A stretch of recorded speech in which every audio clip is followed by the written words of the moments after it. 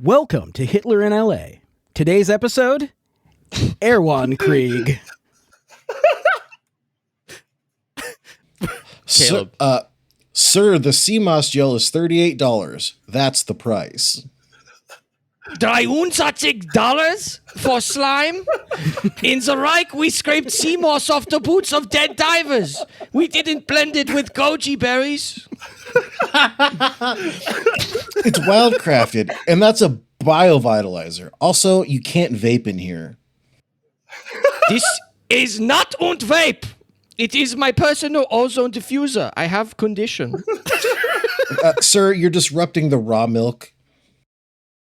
I just want to go home.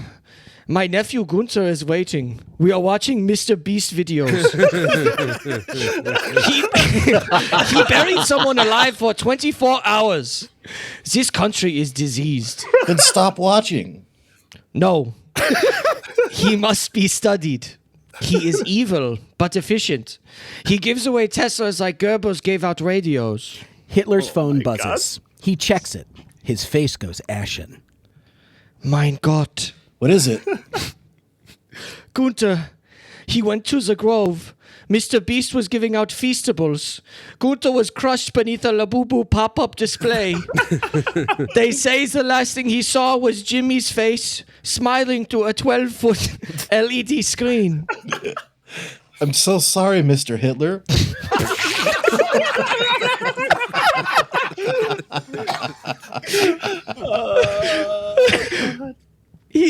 He was 9 years old. It didn't have to be this way. Would you like a lavender adaptogen shot on the house? Okay, that sounds really good. YouTube and the dark heart of algorithmic fascism. All that and more. This week on Hitler in LA.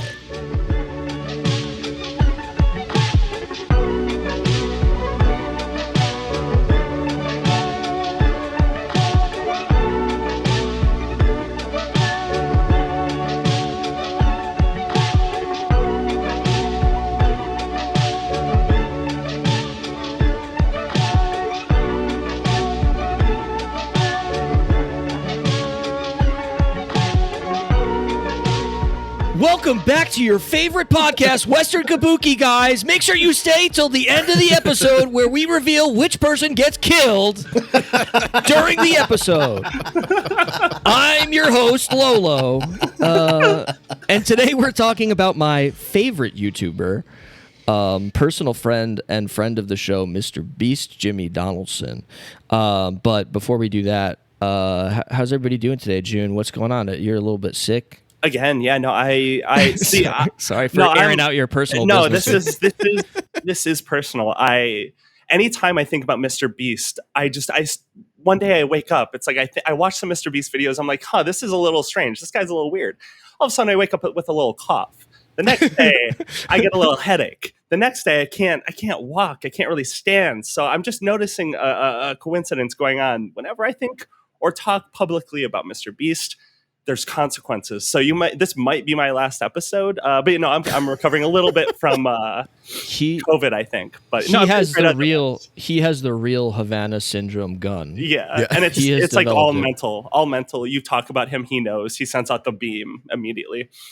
But I'm great. I was just in New York. I sadly was ill during the Zoran Mamdani parties when he crushed Cuomo. But I had a great time out in New York otherwise. I was there for your birthday. Saw you do some karaoke. You kind of killed it. I forced you to do a song you didn't know and I wasn't confident in doing, which was great. It was awesome. We killed it. It was wonderful. It was awesome. But it was a great little trip. Yeah. Yes. And that is all happening in New York City, which has fallen to the caliphate of Zoran Mamdani, as you mentioned previously. I was out in the streets today. I was scared, so obviously I went out in my keffiyeh. That's right. Because I was terrified, and I saw people's arms getting chopped off just left and right. Horrifying. And it was really just horrifying stuff. And I don't know. I hope you guys would hide me, I guess, is what, We'll take you in. You would hide me. But Caleb, how are you? Caleb, how are you doing, buddy? I've never been more afraid in my life here in the suburbs of Seattle, Washington, from what's happening in New York City right now. New York has fallen. We're trying to organize a resistance. We're trying to get them deported. We'll do everything that we can, but I'm just not feeling good about New York, guys. It's over. New York's finally over. Thank God. Alex, you must be, I mean, I can't even imagine what you're feeling right now. You're basically a Anne Frank type. Yeah, you can Type tell person. I'm literally hiding in like a little hole in the basement. I was awoken this morning by a gun being held to my head by Zoran Mamdani. He had a niqab in his other hand and he told me to put it on. And I said, "But sir," and he said, "I don't want to fucking hear it." So yeah, it's really But it terrifying is, but I times. will say, it is that door-to-door activism that really won him It's this real campaign. boots on the ground. It's real boots on the ground Sharia law that makes him.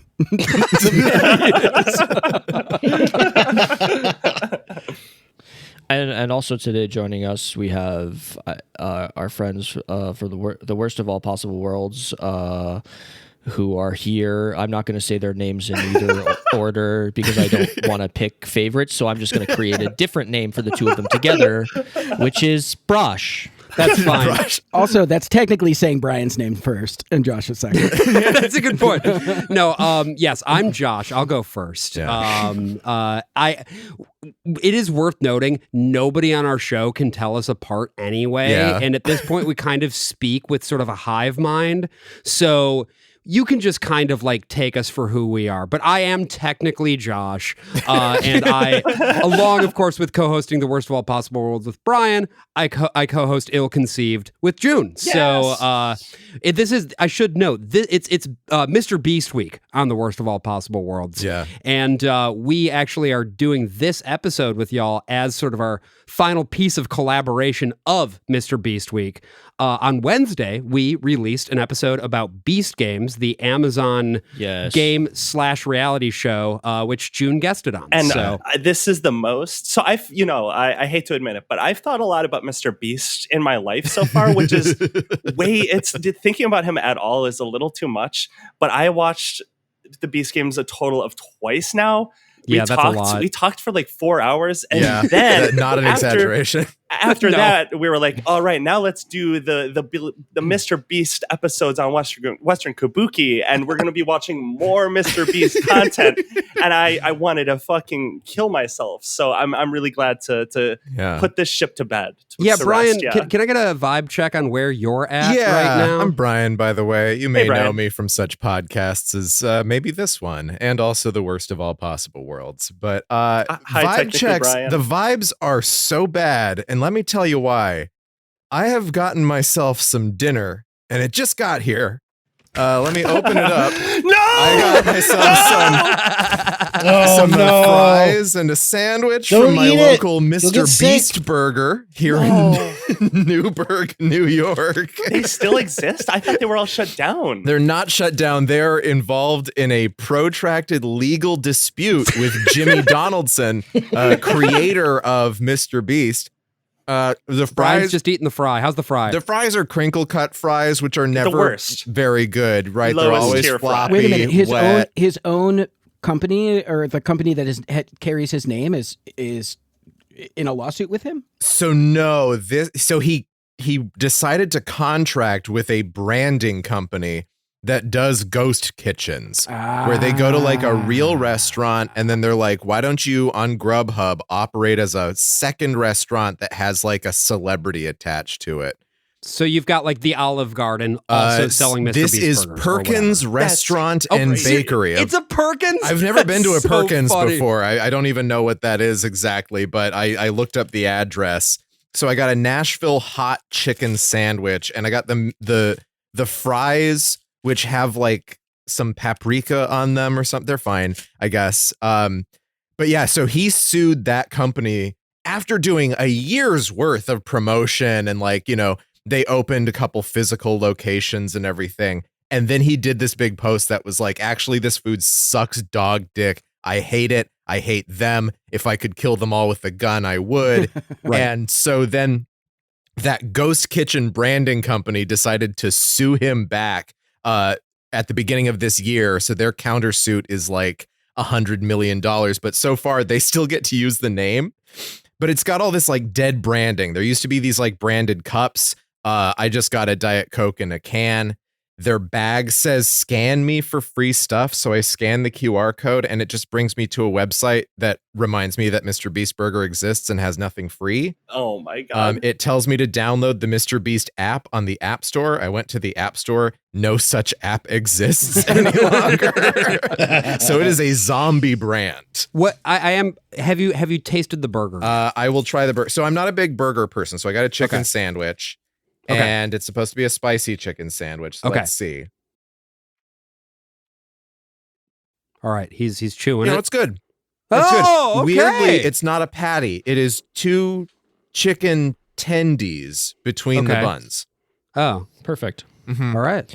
Yeah, I vaguely remember him opening up like a brick and mortar at the Mall of America, and it was like a huge deal. There were like 50,000 people there. Or There's something. one at the American Dream Mall in New in Jersey. East Rutherford, New Right Jersey. up the street from Yeah, I think it's still there. I think so too. I think it might still be open.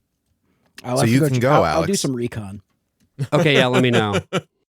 Yeah, this is really sad. This is sad food. This is Also, shout out Eddie Burback, friend of the show, who actually made an entire YouTube video about the ghost kitchens and specifically with Mr. Beast's ghost kitchen stuff. But I didn't realize that he's also in a protracted legal battle with them. That's fucking awesome. I love that. All right, so you guys had us watch some Mr. Beast videos. I'd love to talk about what you put us through. Wait, hold on. But here's the thing. Can I be honest? I didn't watch a single one of these fucking videos, but I watch Mr. Beast videos all the fucking time. It is my guilty pleasure that I watch them, and I am a disgusting piggy at the trough who watches these videos and wants to kill myself every time I'm watching them, and for some reason I can't fucking stop doing it. I don't know what it is. Even but though you didn't watch this playlist, have you watched any videos that were on this playlist before? I have watched probably all of them. Okay, great. You're a real connoisseur. If I'm sitting at my desk eating a sandwich at 11 a.m. on a Saturday, that's what's going to be playing. That's going gonna be. I'm standing in a big hole, and it's going to be filled with $10 million. Yeah, pretty much. Caleb, leading up to like recording and talking about this episode, you seemed like you were gonna throw yourself into a pit of hell working up to this. How do you feel after watching those videos, and now that we're like here talking about the beast himself? How do you feel? I mean, listen, I kind of went into this a little bit when we had our little production meeting the other day, but of all the fucking shit we've covered on this show, of all the hours I've read of like sometimes quite literally schizophrenic ramblings of insane people and racist stuff and whatever, I would rather be like reading Stormfront than watching Mr. Beast. I don't know what that says about me. Of all this shit, I just can't stand it, dude. It's that but here's the thing about it for me.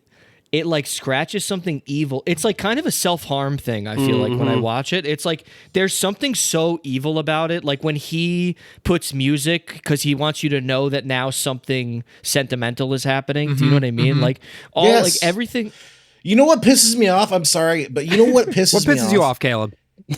It fucking works on me. That's why I get so hostile about this. Like when like the little kids are seeing and hearing for the first time and shit. I'm fighting back, like feeling things. I'm like, God damn you, Jimmy, I'm gonna fucking kill you because I know it's cynical. I know it's bullshit, but it fucking works on me. Well, it's interesting because like I feel like when I was younger that didn't always used to work on me, but now that I'm getting a little older, I don't know why, but that shit always fucking gets me every time. Every single, not even just Mr. Beast.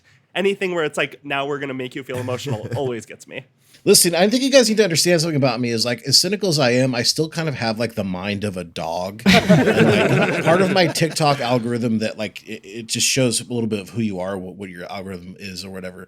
And like, even like troop videos where they come home and like surprise their parents, even though I hate the Imperial War Machine and all that, you know what I'm saying? Even shit like that, I watch it and it affects me. Yeah. I don't know. So like when I'm watching Mr. Beast and he does this to me, it makes me angry. Like I know I'm getting tricked, but I can't look away. The thing is, Jimmy needs to get his nut. Yeah. Jimmy needs to get his fucking nut in these videos. And like the more emotional somebody gets, the fucking bigger his nut, you know? I've seen I've seen Mr. Beast videos where like he gave someone a house and the guy was like, "Yeah, this is great. Thank you so much." And he's like, "Fuck, this whole video is fucked." Yeah. This whole video is fucked.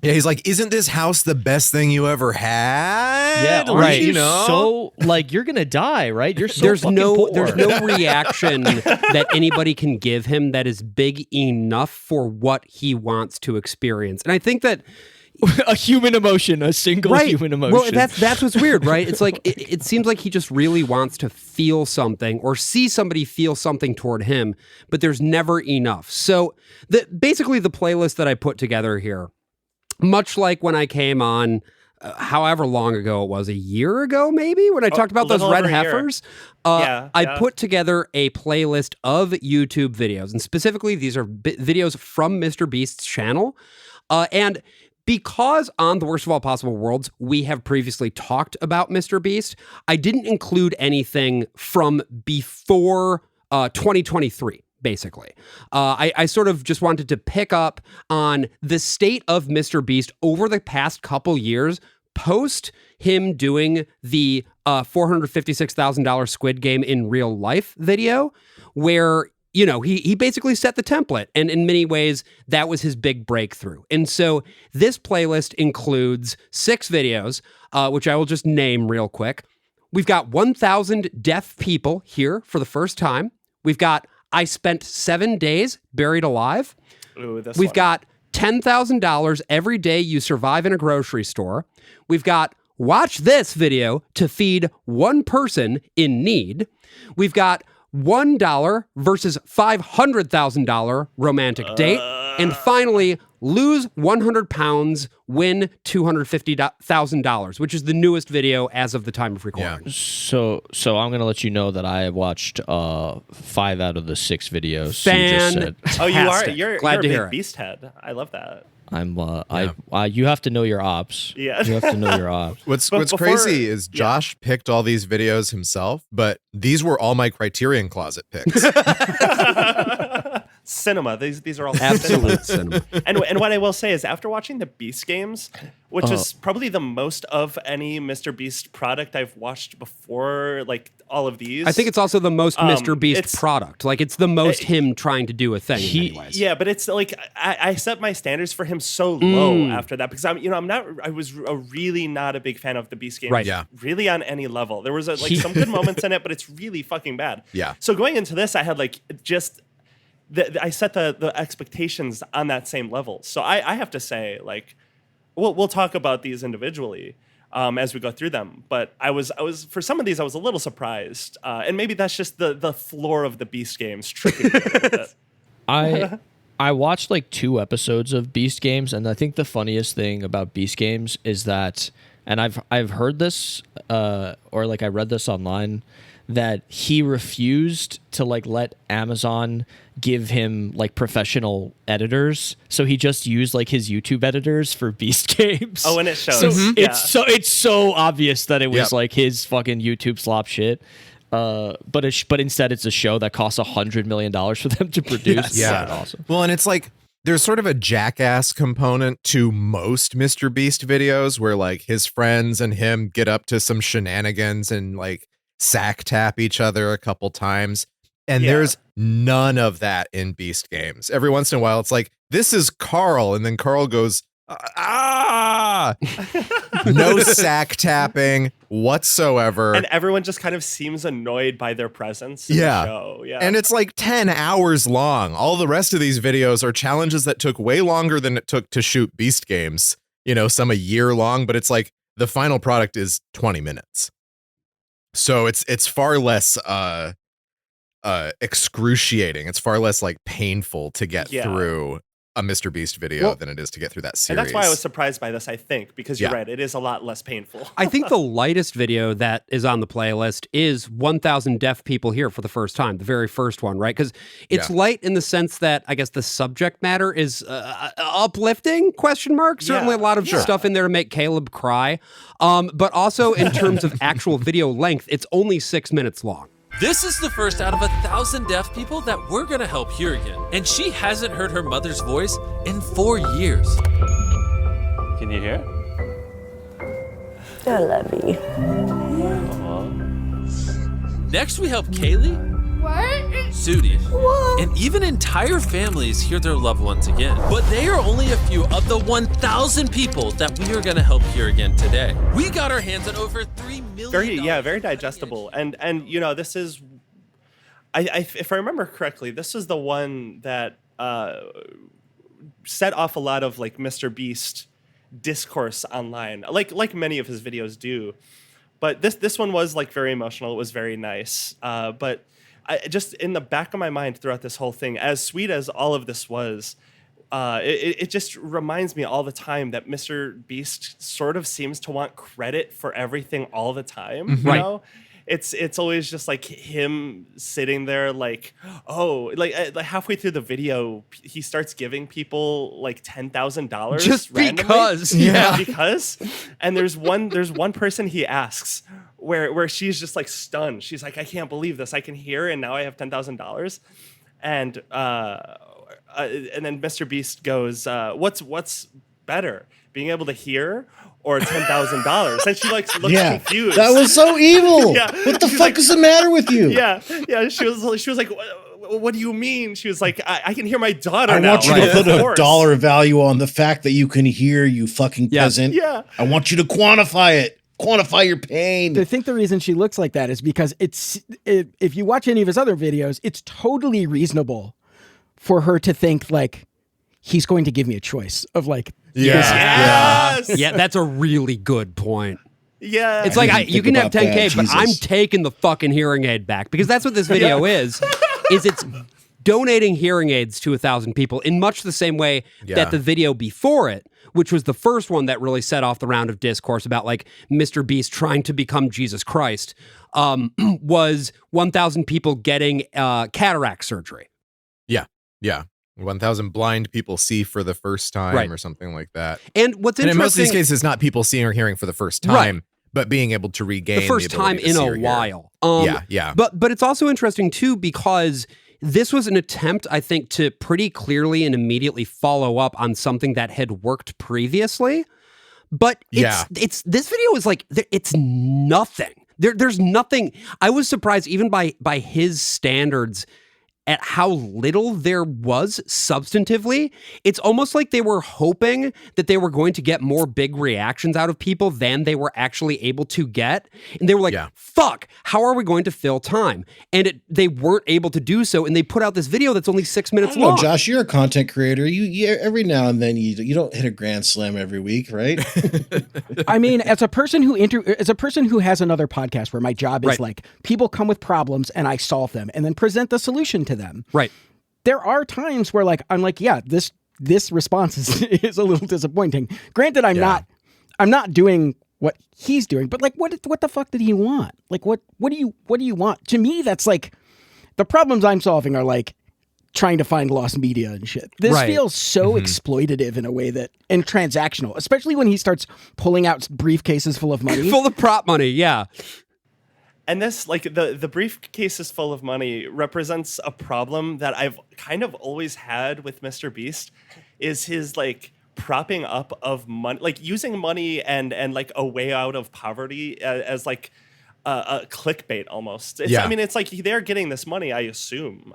He's giving all these people this money that he is, like, putting in front of everyone. But he uses it as, like, a is clickbait the right term for it? It's the way he presents it is like a prop. Yeah. To it's the same problem with like effective altruism, where he's like, oh, we just have to give people the right amount of money, and I, MrBeast, the billionaire, millionaire, whatever he is, I actually don't know, will be able to change the world if I do this enough. You know, it's like. It always just kind of low-key annoys me because of that. It plays into that altruistic worldview that I just think falls short of actually changing anything, which is always why I'm always hesitant to give MrBeast too many props for videos like these, because it's like they're good, they're great, of course. These people's lives have been changed. Yeah, I agree. The videos are fantastic. You're exactly right about that. These are great videos that I love watching. Well, but it's just, it's like we should do something deeper than just like a rich guy giving people this opportunity. Like, I wish we could like do some systematic change. Or Right. Well, something. if you look at like the comments on his videos, you can see exactly why he's doing it, because it's there's like a copy pasta that they all have where they're like, he cleaned a beach, he did this, he helped people see, and they add shit to it every time he does a new stunt. And it's like, and now he's making deaf people hear. And it's just like Jesus Christ. Yeah, it's like, oh, thank you, Jimmy. Thank you so much, Jimmy, for doing what you do. Because, they're looking at this video that shows, African school children or elderly Mexican people getting hearing aids. Right. And all it does at the end of the day is point things back to Jimmy Donaldson. And at the end of the day, 1,000 people is like, yeah, you've helped 1,000 people, but that's also kind of a small number when you start thinking globally in the way that he's kind of depicting himself going all over the world. Right. It's not about the actual thing. It's about what the recognition that he can get from doing the thing will then do to bolster his profile and, of course, make him money. And I mean, to the point of the comments, I just went ahead and pulled some up here. Here's one from Incendio-V7U who says, cleaning an ocean and beach, planting 20 million trees, curing people's blindness, curing deaf people. You are such a wonderful, wonderful person, Jimmy. Hats off to you and your team. Heart emoji. MrBeast is going to save the world. Yeah. He's going to save the world, just MrBeast. And and also, so that's clearly what he wants. He wants that to be his reputation. And it also just further frustrates me to the sense of, this guy's doing this, and which again, great, but it's just so frustrating that people don't see we could be doing so much more. There's so many people way wealthier than him that are not doing shit like this too. It points to just a pure rot in society that there's this one slightly rich guy out of all of them doing this stuff that of course this isn't necessarily on him, but it's just again goes back to the fucking system is not encouraged. We're not encouraged. Capitalism is not encouraged to actually improve people's material conditions, and it's so frustrating to me. I think that there is something about just individual agency that he always wants to point to, right? That individual people, by being acting persons, have the ability to go out and change other people's lives, and that's enough to change the world ultimately. And I think he genuinely believes that. There's another sort of piece of what his whole deal is, though, beyond the, charity and look at how awesome I am for giving all of this stuff away to these people. And this is a bit less common now, but it was a big part of his stuff when he was getting famous originally, which is like stunts and dares and sort of extreme challenges. And the next video that we watched for this was I Spent 7 Days Buried Alive. Now, the Deaf People Hearing for the First Time was released in May 2023. This one was released in November 2023. And it's exactly what it sounds like. He gets in a coffin, they dump a bunch of dirt on it, and he is underground for 7 days, at least if you believe the narrative of the video. Yeah. That one had strained my credulity the most because, first of all, we don't see how he's going to the bathroom. Right. I wish they showed him shit. He tells you, well, we're not going to watch Jimmy pee. I don't need to. It's not. Don't make me sound like a pervert. I don't need to watch. I gotta see that Jimmy scat tape. I gotta see it. I gotta see that shit. Literally. I mean, it's very possible he did not shit those 7 days because he was eating MREs the whole time. That's true. That's a good point. He's stopped up. I believe it was real because it reinforces my narrative, I guess, in the sense that it didn't bother him nearly enough to be buried alive for 7 days. He seemed fine. Yeah, he forced different. himself to cry a little and then called his girlfriend and was fine or whatever. Yeah. It's like, no, dude, I would lose my fucking mind. Any normal person would lose their fucking mind in 7 days being in a coffin underground. He was normal. I would lose my shit in 5 minutes. No, that's a huge fucking fear. I think for most people to be buried alive, Absolutely. I feel like at least everyone has a nightmare about that at least once in their life. I'm not even a claustrophobic person. I don't really freak out if I'm in a tight space. But just, I would not be as calm as he is, even if I had supplies and people that knew I was there. It's just a terrifying concept, being that alone and that isolated. It's terrifying. On top of that, his It's friend not spent human. 7 days jumping up and down on the grave, being like, "Sure hope it doesn't cave Yeah. in." And him being like, "Oh, don't like that very much." Like that's basically the extent of his interaction with it. And like there's the part where the screw gets a little loose and he takes it off and he's like, well, that's weird. And it's like you're not like crying. You're not. Like, I would immediately get me out. Yeah, Get me out now. Yeah, immediately. You're not panicking. You're not like calling them down. They're not digging The you second, up. the second there was no light in the box, I'd be like, "Get me the fuck out of here!" No, exactly. Well, and I think that's why he doesn't understand why people get so mad at like the extreme things that he makes other people do, right? When he's like stuffing someone in a box and they have to wait it out for 30 days or whatever, because he's got the same gene as like David Blaine or Marina Abramovich or something, where like he can just do that to himself. Yeah. And it's not as big of a deal for him as it is for other people. Yeah. Yeah, There's the gene is called not having a human soul. Well, it's funny too. I looked on the MrBeast wiki. They have Nolan, who's like their. Okay, in Jackass they had Danger Aaron, which is like he's just like their little I brother. can't tell any of them apart has from to each eat other, shit. if I'm being honest. You'll remember. He's the one that Nolan. they like. Oh, your mom's fat, but I also want to have sex. Oh, with her," right, you know, yeah. Oh yeah, the mom stuff. He's their Danger Aaron. But like, I looked on the MrBeast wiki, and apparently in I have not been able to confirm this, but in 2 separate videos on the Beast channel, they've buried Nolan alive 2 times.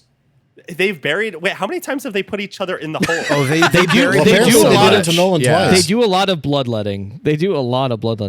Yeah. That's fucking It's part- crazy. No, they torture this kid. They torture Nolan because he was, if I'm remembering correctly, which we'll get to soon. He's the guy that they send on the date. Like, Yes. he's the awkward guy, right? Yep.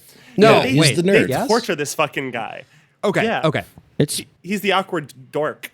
It's all part of the dark first humiliation ritual. Yeah. It's part of the dark.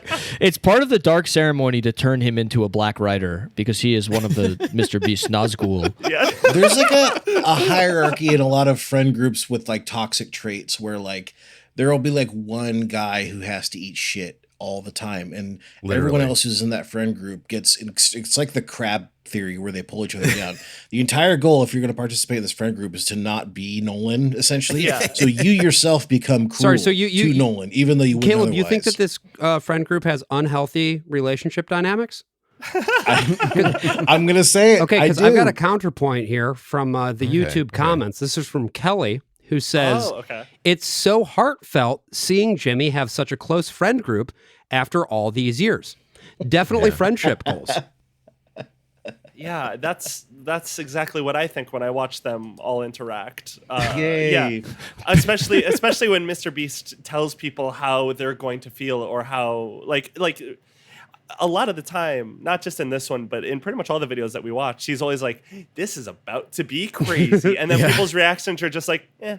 Would this be, Yeah. as long as we're talking about MrBeast's really cool friends, would this be Yeah. Oh yeah. a good time to raise the topic of Ava Tyson and the fact that MrBeast had a friend who then decided to transition and then he pretty promptly kicked her out of the friend group? Yeah. Well, I don't know how deeply you've looked into this. I think there was some like grooming allegations. So yeah, what this boiled down to Yeah. is basically, yeah, once she came out, once Ava Tyson came out,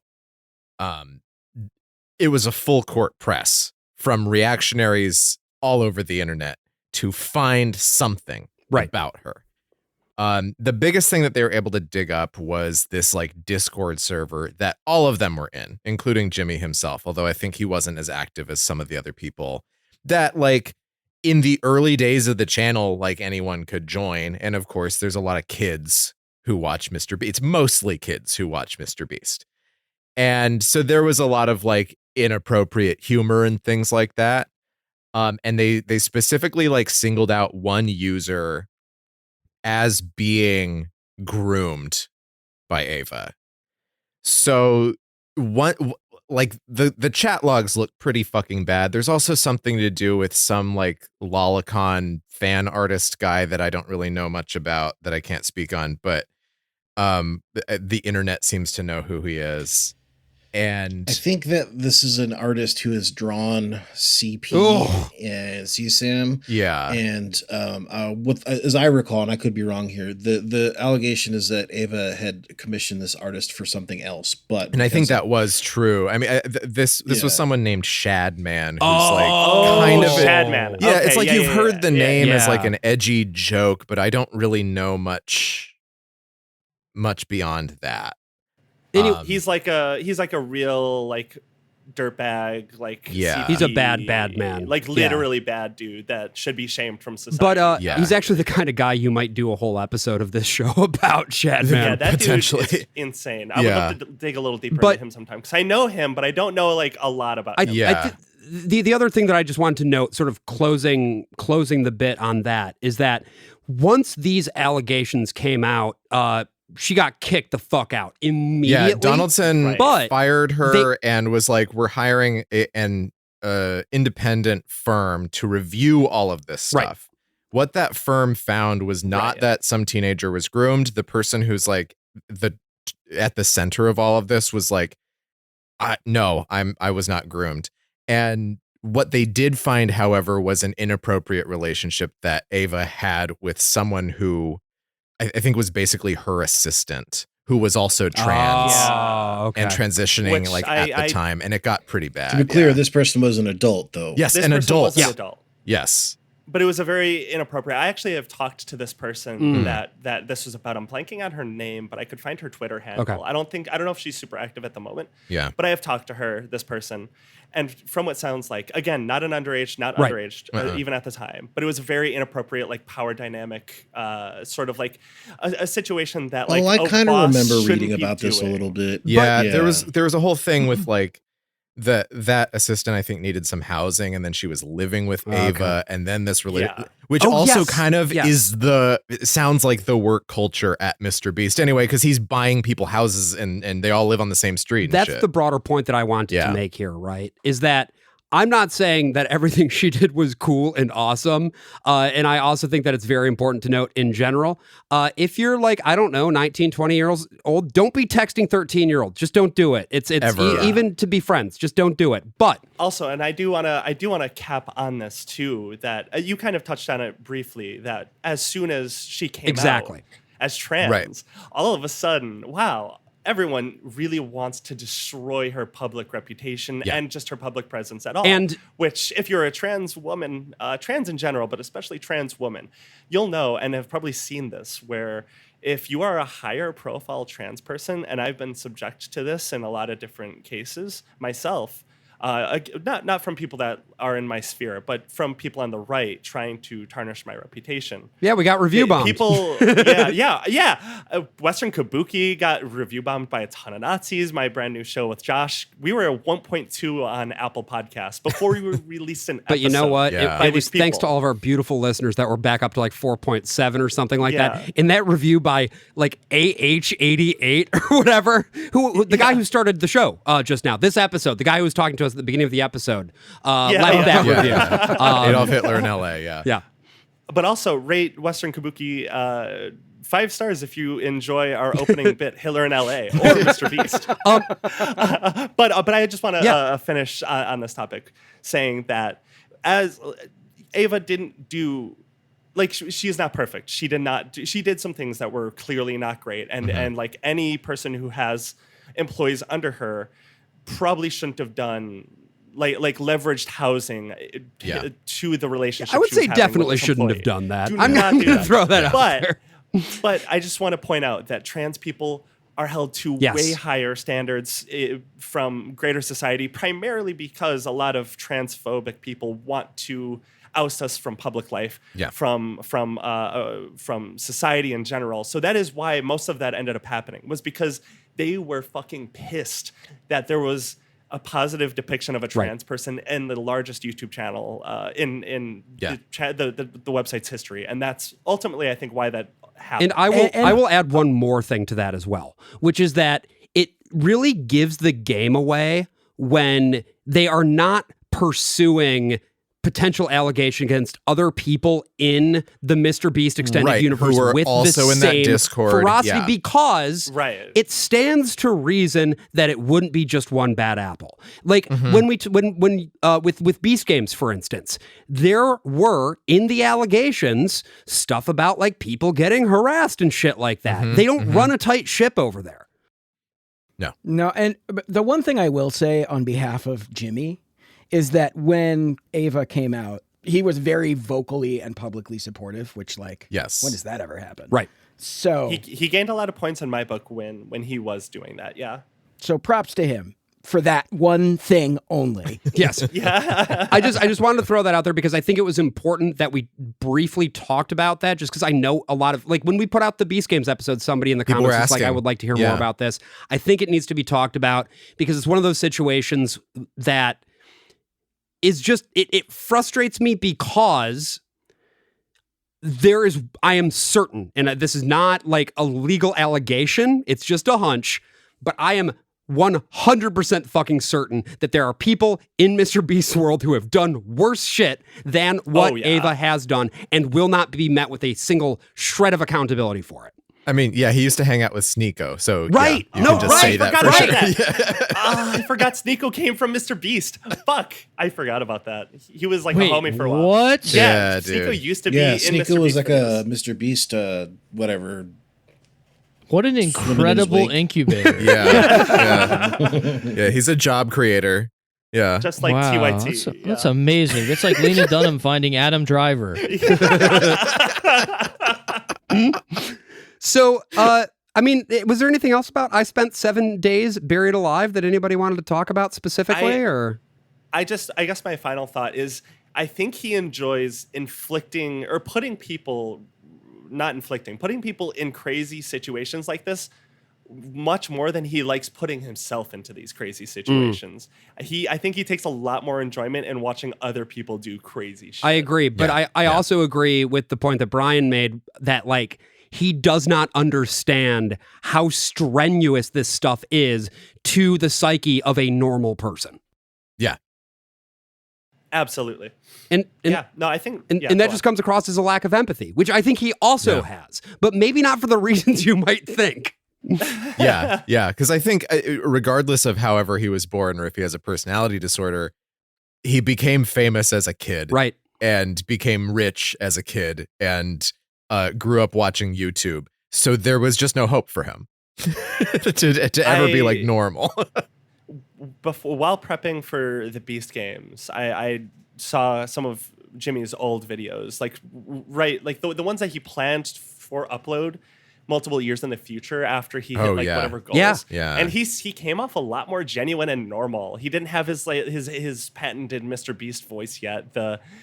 I'm here today, bringing you like that voice. He wasn't doing that yet. He was very normal, and it's been weird to see him like sort of lose that actual genuine personality he used to have, and now he's this character where he's even in this insane situation of being buried 10 feet underground, and he's still like, I'm here pissing in a bottle. Yeah.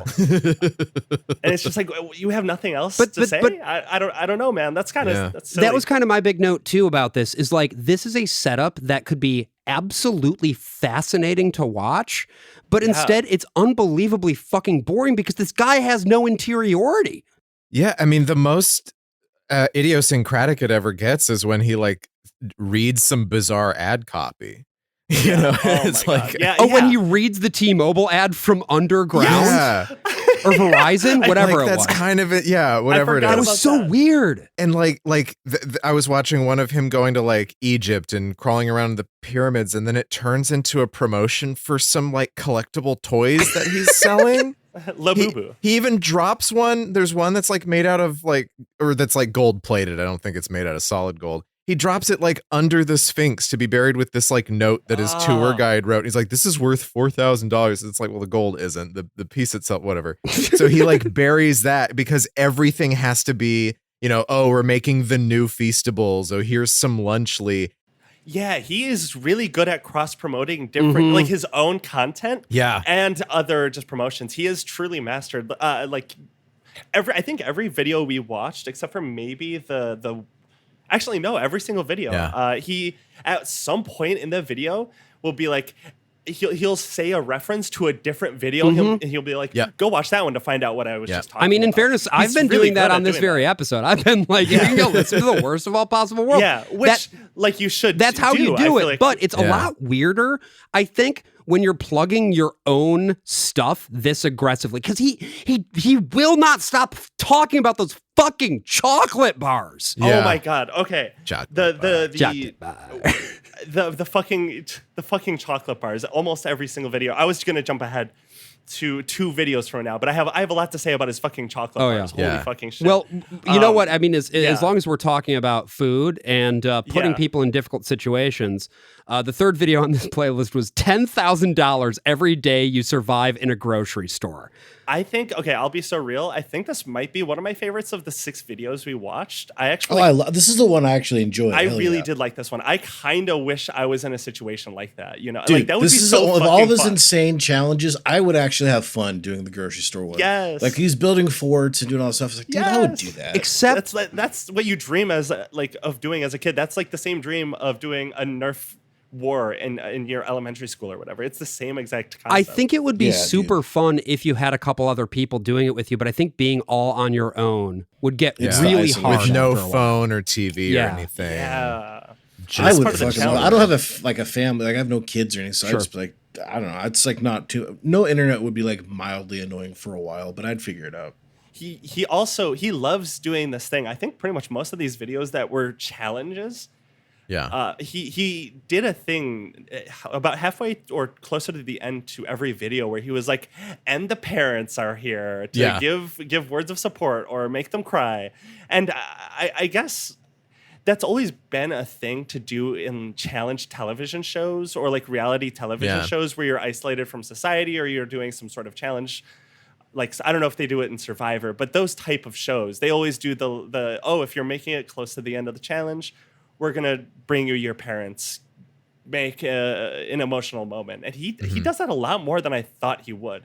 It's interesting that he seems to want to be the YouTube reality TV / challenge guy. He's probably the closest anyone's gotten to doing that concept. I think YouTubers have been trying to do that for decades now, but he's really the first to do it on this level, this successful. Well, it's sort of the extension of like pranks, right? Yeah. Like a lot of this stuff that he was doing early on was sort of like pranks. A lot of prank YouTubers would like give a homeless person a bunch of money, and so he started doing videos like that, or like spend a lot of money aggressively, and so like it sort of evolved into him doing more and more extreme things, into being like, oh, we could pay someone ridiculous amounts of money to do extreme things. But they've cranked up the extremities so much that now everything is the same thing. Everything is always isolate yourself for a period of time. Yeah. I mean, there are other games like, don't step out of the circle or compete to do this or whatever. But a lot of the time, it's like lock someone in a room, lock someone in a room underground, lock someone in a room above ground. Yeah, he takes a lot of pleasure in socially isolating people. And it's because it's like fucking crazy. It's like the hardest thing you can do. Like it's the most extreme thing that you can do to a human being is isolate them in that fashion.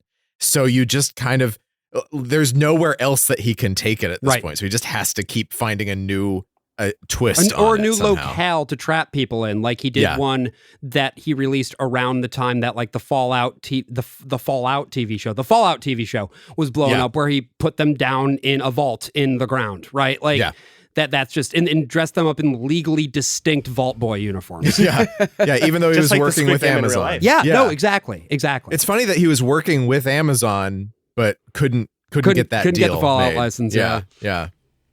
He did one where it was like just a normal house, but then he started like ripping out rooms from the house with like, construction equipment. So the guy like had this entire house to himself and he'd rip out a room and rip out a room. He was like sleeping in a shack with no walls. Wasn't it the case that when all of the stuff started coming out about Ava Tyson, it came out that one of his former employees was supposed to do maybe the grocery store one, maybe not. Oh. And didn't make it all the way through because it was like way too intense for him. Really? It drove him fucking nuts. Yeah, it wasn't the grocery store one, but it was one that I think was modeled more after prison.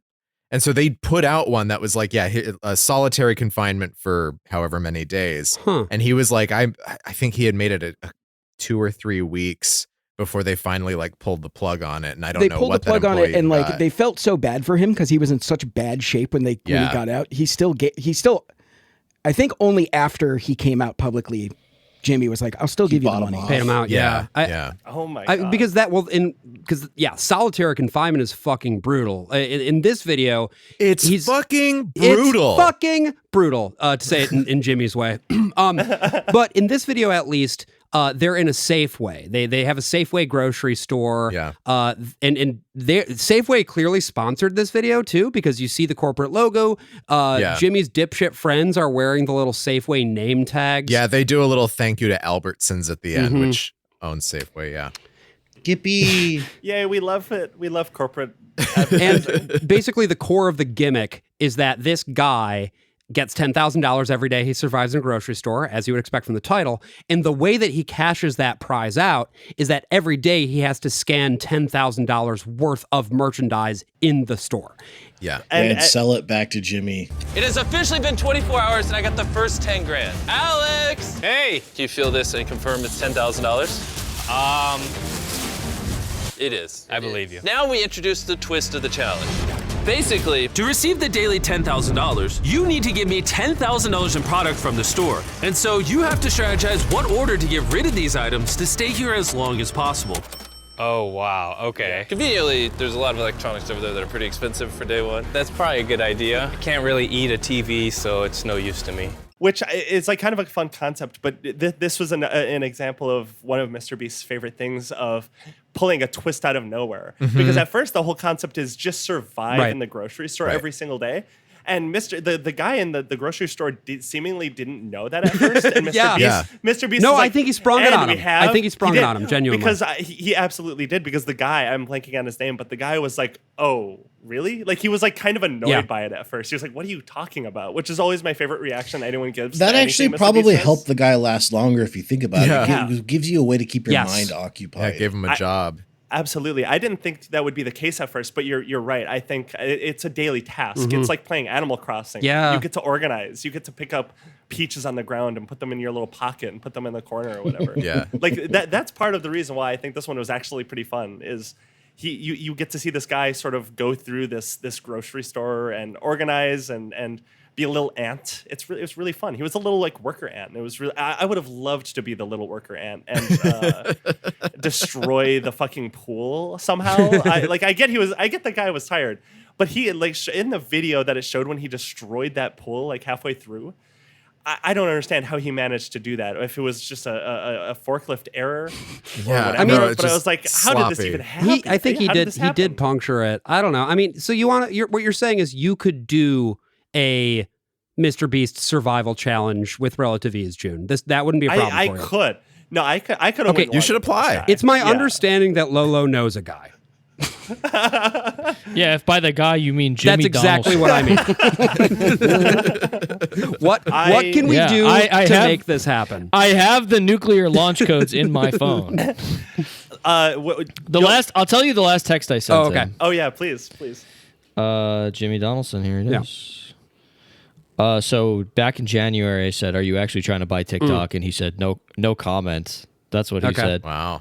No comment. Haha. But the last text I sent him was from a video he made back in February, and I said, "Brother, you can't go into the pyramids and entry portal to the underworld and not have them call you the Antichrist." He didn't get back to you on that one? He did not respond. He did not respond to that text. I wonder why. But I'm pretty sure to be honest, I think he would like lick his chops if I texted him was like, "Hey buddy, I could use some cash right now. Would love to do a challenge." Like, I think he would frag me. You know what I mean? He would kick me out of a helicopter and kill me. Yeah. No, you're not gonna hear from me. Threw 100 communists out of a helicopter. I shoved bamboo shoots in between his fingernails for 15 days. I built 1,000 punji pits. You would not believe what happened next. Oh my We're God. reenacting The Deer Hunter for 30 days. But no, all of this, I'm going to disappear for 100 days. You're not going to hear from me. You won't know where I am. And then you'll see me in the trenches of warfare. Okay. Yeah. In a MrBeast video. Yeah. But no, I think this video, honestly, really good. I like a good survival challenge. This one wasn't super evil. I near the end, the guy started going a little insane, it seemed. Yeah. Like, especially, halfway through, I think about 30 days in, MrBeast is like, so we bought this Safeway, or what was that the name of the place? Yeah, it's Safeway. We bought this Safeway, and one thing we didn't tell him is we aren't paying the electricity bill. There's a twist. Lights. There's always a fucking twist with this guy. It's a fascinating always thing a fucking because the way that Donaldson talks about it is he's like, when he's talking to the guy, not when he's doing the voiceover, he says like, oh yeah, when I bought this place, I just forgot to get the utilities paid for. Yeah. As though it's he didn't as though fucking it's him. forget. It's his personal grocery store and his personal No, it's like, no, you chose to cut off the power at 30 days as part of your whole scheme. He also does another one of his little ticks is like, we painted a red line around the entire grocery store. It's like, you painted a line around a grocery store. It's not like the entire, wow, there was so much work that went into painting that line around a sort of regular sized grocery store. No, I like that he does the red line around things because that's all I have to think about. That's the only thing that exists in the world. So I can forget about everything else around me when I'm looking at the red circle. But it encapsulates everything. It actually is a branding exercise too, because like that's a big piece of what his survival challenges have always been from the get-go. Is like, here's a shape or here's an area that is boundaried by a red line of some sort. Like when they did the video that Patrick Willems went on, where they had to stack all the shit in a GameStop to win the GameStop, there was a big red triangle in the middle. Mm-hmm. Oh yeah, he loves triangles too. If you can find a lot of like land, like paraglide into a triangle, stack stuff in a triangle. He's in the Illuminati too. Yes. Holy fucking shit! Jesus Christ. This guy is the Antichrist. But that is basically that one was released December 3, 2023, and that was a pretty, I think, representative video about where he was at that point in time. I remember a lot of the discourse being about like, this is tormenting people who live with food insecurity. But we'll get to that later. Don't worry. There's one that's actually kind of fucked up that is about that. This is essentially a game show, but I agree that like there was something about turning off the power. That was weird. That feels, again, it's like right up to the line of this feels a little fucking sadistic.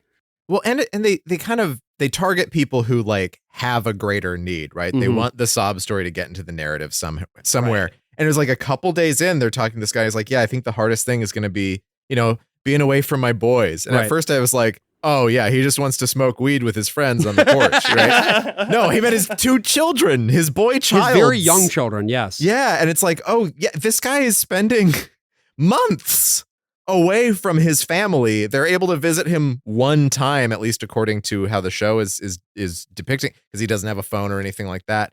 And so like they are selecting for people who have kids, who have a greater need, and saying, no, you can't be around them at all, which is a little bit different from going on Jeopardy. Yeah, for sure. Where you film on Monday and then you see your kids the rest of the week. Just going to read some more comments here as long as we're at it, just to really get a sense of sort of reactions. Absolutely. The Ninja Fam says, this has got to be one of the most creative ways to give charity while entertaining the world. It's not charity. MrBeast makes a lot of money off of this stuff. He makes money. Yeah, how do you think that he's giving this person this money? Also, he's such an altruistic billionaire. Generally, charity doesn't involve putting people through paces that keep them from their families for the month. Yeah, or like trapping them in a pitch black grocery store. Yeah, no, that's unusual. Oh wait, yeah, that's a good point. This isn't even necessarily altruism. It's like a brand new version of altruism. It's like the gladiator. It's like a gladiator Colosseum battle. Some truism. Here's another comment sucking off Jimmy. This is from Bruh XOXO, who says, from opening your own charity to feeding a city in need, giving scholarships worth $300,000 and distributing 50,000 cookies. You've made a tremendous impact.